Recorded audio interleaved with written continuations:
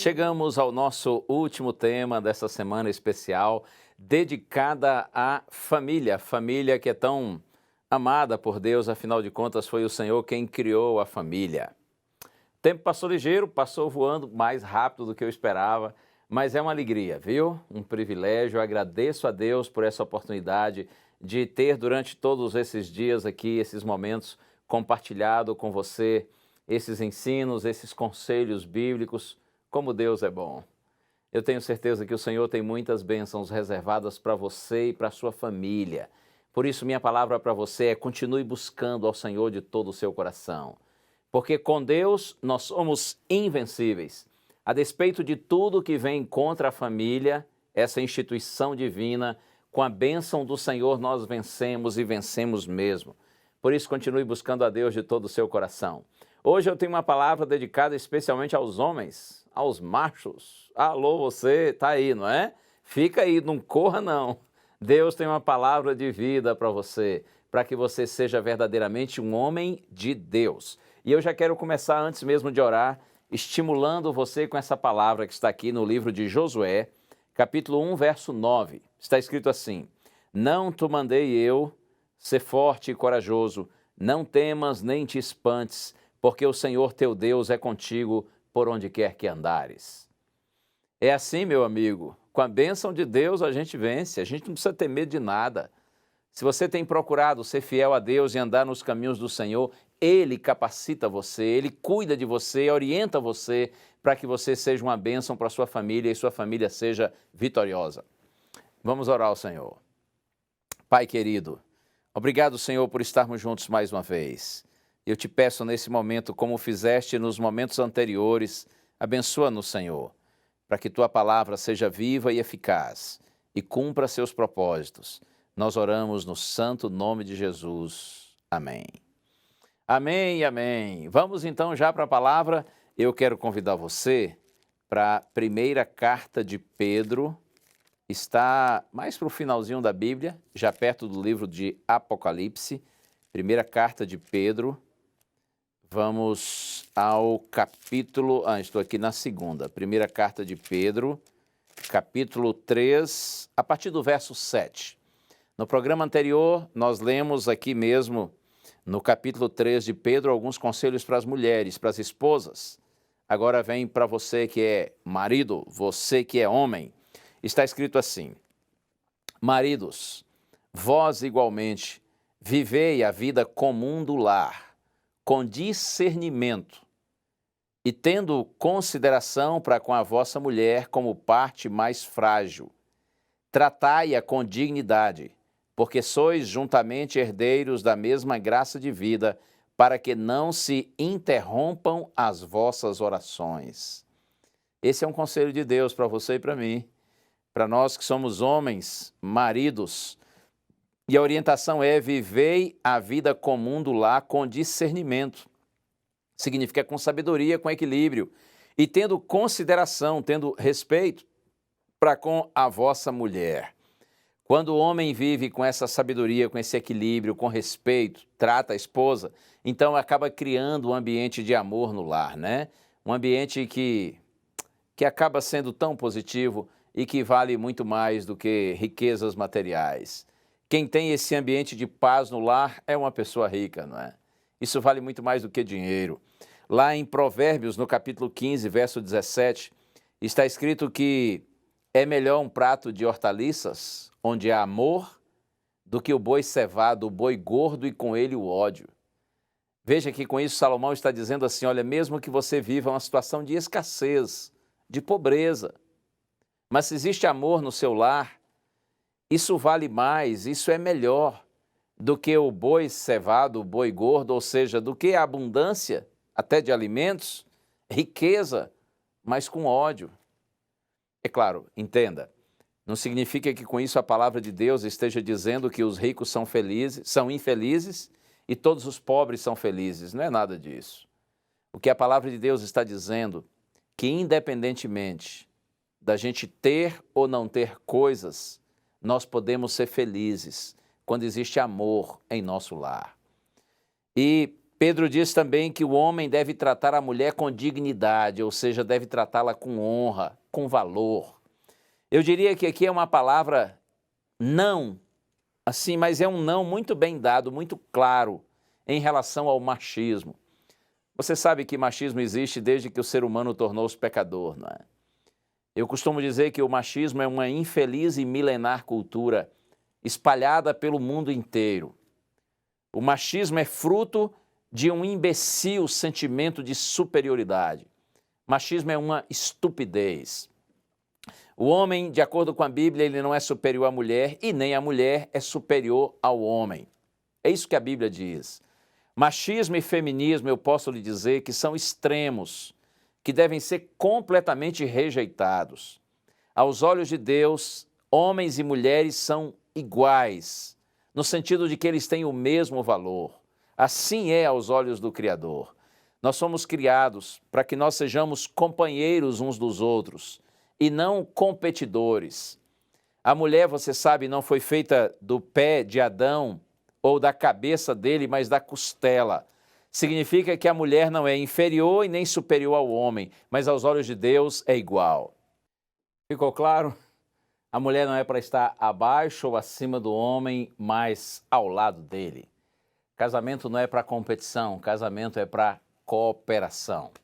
Agora veja, um conselho mais para os homens, e esse aqui eu penso que é o mais difícil de todos.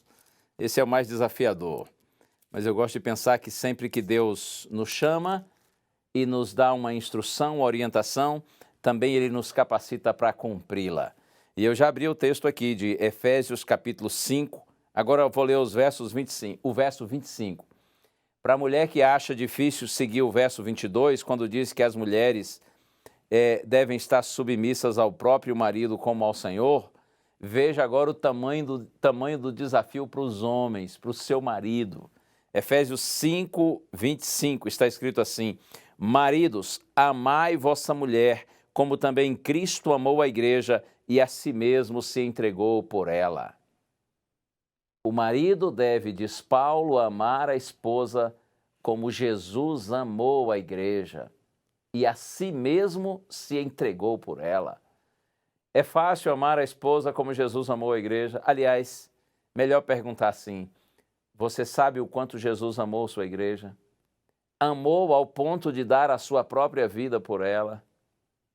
Quando Paulo diz que nós devemos amar a nossa esposa como nosso Senhor amou a sua igreja, é isso que Paulo está dizendo, que o nosso amor deve ir até as últimas consequências, objetivando tornar a vida da nossa esposa melhor, fazer com que a nossa esposa seja uma pessoa realizada e feliz.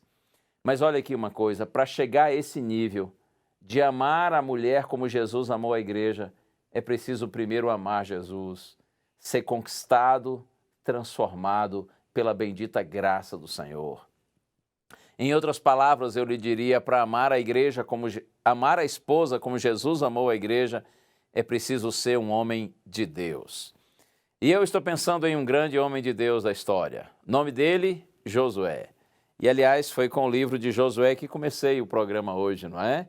A mensagem de hoje, Deus dizendo palavras de ânimo, de incentivo para Josué.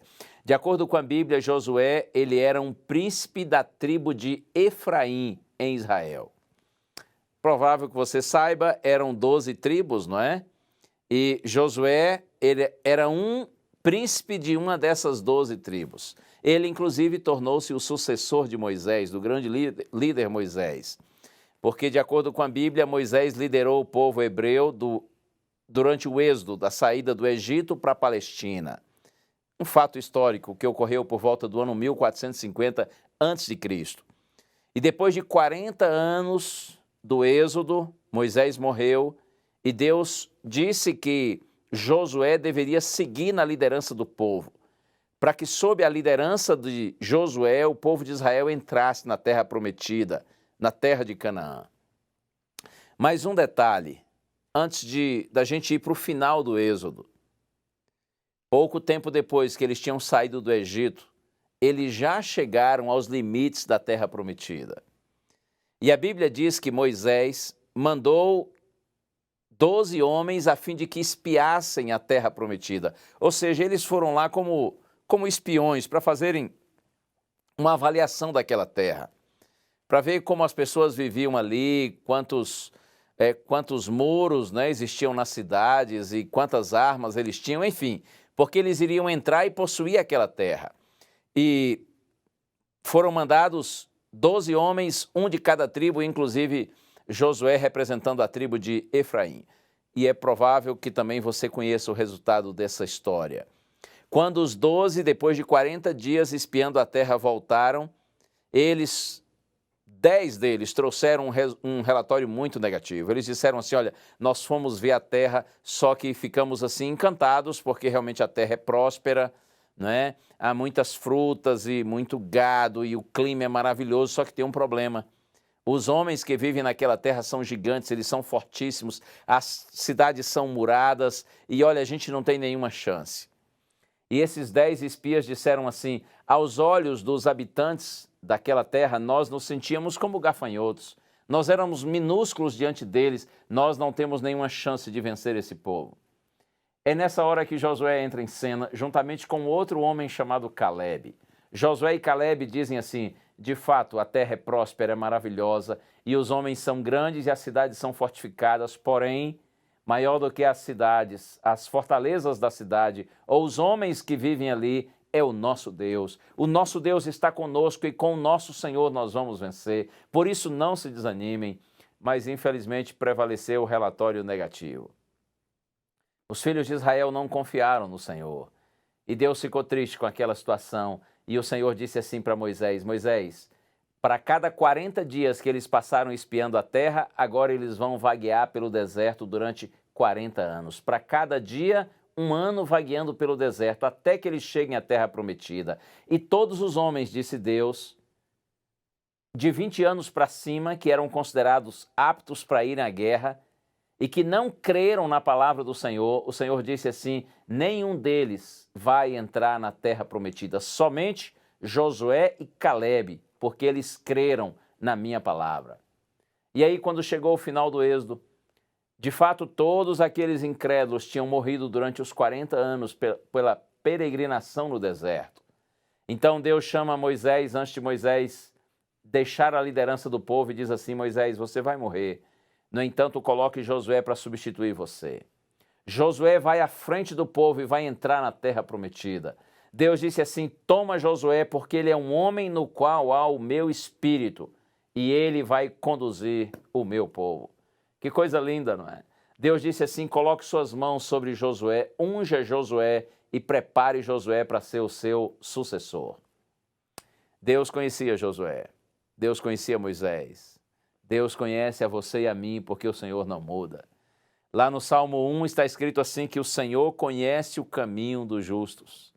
Eu gosto também das palavras de Paulo, que estão na 2ª carta a Timóteo, capítulo 2, verso 19, onde Paulo diz assim, o Senhor conhece aqueles que lhe pertencem. Creia nisso. Os olhos do Senhor estão voltados para todos os seus filhinhos que são sinceros, e que estão procurando viver em harmonia com a vontade do Senhor, com a palavra do Senhor.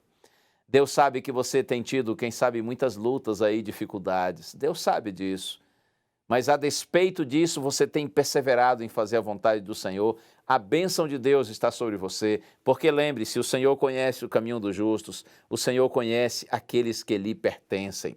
E eu quero ler com você agora um texto que está aqui no livro de Josué, já no final do livro. Josué, no capítulo 24. Josué, capítulo 24. A Bíblia diz que depois que ele liderou Israel e que Israel entrou na terra prometida, e Josué trabalhou, fez o seu melhor quando já estava idoso, no final da luta de sua vida, ele chamou todo o povo de Israel e fez um apelo àquele povo. Está aqui, Josué, capítulo 24, eu leio agora os versos 14 e 15, está escrito assim, agora, pois, temei ao Senhor e servi-o com integridade e fidelidade. Deitai fora os deuses aos quais serviram vossos pais da além do Eufrates e no Egito, e servi ao Senhor. Porém, se vos parece mal servir ao Senhor, escolhei hoje a quem sirvais. Se aos deuses a quem serviram vossos pais, que estavam da além do Eufrates, ou aos deuses dos amorreus em cuja terra habitais, eu e a minha casa serviremos ao Senhor. Que lindo, não é? Josué reúne o povo e diz: vocês precisam se decidir. Se vocês vão adorar os deuses dos seus pais, que estavam lá no Egito, ou se vocês vão adorar os deuses dos povos que viviam aqui nessa terra onde agora vocês estão. Vocês precisam decidir se vocês vão adorar esses falsos deuses ou se vocês vão adorar o verdadeiro Deus. Eu e a minha casa, porém, diz Josué, serviremos ao Senhor. Eu estou decidido e a minha família também. Nós vamos viver com fidelidade na presença do Senhor. Nós vamos servir ao Senhor. Acredite, querido papai, querido homem, você que é marido, a maior herança que você deixa para os seus filhos é o seu exemplo de servir ao Senhor com sinceridade e com fidelidade. Sua maior influência para os seus filhos deve ser essa, no sentido de conduzi-los para Deus. Josué capítulo 24, verso 31. Olha só o que está escrito aqui. Serviu, pois, Israel ao Senhor todos os dias de Josué e todos os dias dos anciãos que ainda sobreviveram por muito tempo depois de Josué e que sabiam todas as obras feitas pelo Senhor. Você compreendeu bem a ideia desse texto? Depois que Josué morreu, muito tempo depois que ele havia falecido, ainda assim Israel continuou servindo ao Senhor. Durante muito tempo depois que ele morreu e ainda depois dos anciãos que sobreviveram após Josué. O exemplo desse homem foi tão forte que ele influenciou todas as pessoas que conviveram com ele e seus contemporâneos e depois de morto continuou influenciando pelo seu maravilhoso exemplo. Mas eu vou terminar só com um versinho mais. E já marquei aqui na minha Bíblia, profeta Miqueias, capítulo 6, verso 8. Eu amo esse texto bíblico. Miqueias 6, verso 8, você pode marcar aí na sua Bíblia, está escrito assim: ele te declarou, ó homem, o que é bom e que é o que o Senhor pede de ti? Que pratiques a justiça e ames a misericórdia e andes humildemente com o teu Deus. O que é bom, diz o profeta? O que realmente importa nessa vida? O que é que a gente deve fazer que vai agradar a Deus? O que Deus espera de você e de mim? E a resposta é esta aqui: que pratiques a justiça, que ames a misericórdia e andes humildemente com o teu Deus. Que você seja um homem justo, um homem íntegro, um homem correto. E mais que isso, que você ame a misericórdia, ou seja, que você seja um homem compreensivo, bondoso, misericordioso. Eu gosto de pensar que justiça sem amor é tirania. Por outro lado, amor sem justiça leva à anarquia. Deus quer que nós sejamos pessoas justas e também amorosas. Pela graça do Senhor, você como pai, você como marido, como homem, como sacerdote, líder da sua casa, você pode ser um homem justo e misericordioso. Agora, para isso, a palavra de Deus diz assim: e andes humildemente com teu Deus. Na verdade, ser justo e misericordioso vem como consequência da gente andar humildemente com Deus. Que o Senhor abençoe você. Você, marido, você, mulher, você que é filho, toda a família. Deus cubra o lar de vocês de muitas bênçãos. Se vocês têm passado por dificuldades, reveses, momentos assim difíceis, adversos, creia, todas as famílias têm seus momentos de crise. Mas as crises, elas não apenas revelam o nosso caráter, as crises também nos ensinam. Estejam dispostos a viverem um momento de aprendizagem na crise. E você vai ver que ao a crise passar, você e sua família terão crescido, terão aprendido, vocês terão amadurecido para se tornarem ainda mais felizes. Por isso, não desista da sua casa, não desista da sua família. E para isso, acima de tudo, não desista do seu Deus. Porque quando a gente anda humildemente com Deus, nós nos tornamos pessoas justas e misericordiosas e assim nós abençoamos nossa família. Fique na paz, fique com Deus, seja feliz com o Senhor. Ore por mim, eu oro por você e nós vamos juntos. Até o glorioso dia quando estaremos na presença do Rei Eterno. E Ele vai olhar para você e vai olhar para mim e vai dizer: ok, servos bons e fiéis. Vocês foram fiéis sobre o pouco, mas agora sobre o muito eu colocarei vocês. Entrem na alegria do Senhor, no reino do Senhor, no gozo do Senhor. E pela graça de Deus, você e eu, juntamente com a nossa família, estaremos eternamente juntos na presença do nosso Deus. Vamos orar e concluir essa semana tão abençoada. Pai querido, ó Senhor, glórias, louvores e aleluias a Ti, porque Tu és Deus e não há outro. Nós Te louvamos, Senhor, por Tua palavra que é tão rica e tanto nos abençoa, com conselhos sábios. E nessa hora, Senhor, mais uma vez, ao fim dessa semana, eu Te peço, abençoa todos os Teus filhinhos que oram comigo, Senhor, para que eles sigam amando, para que eles sejam pessoas justas, para que eles andem humildemente com o Senhor. Que nós todos vivamos essa experiência linda e que assim nossa casa seja abençoada, nossa família seja próspera e que nós vençamos as dificuldades, porque com Deus nós somos invencíveis. Oramos no santo nome de Jesus. Amém.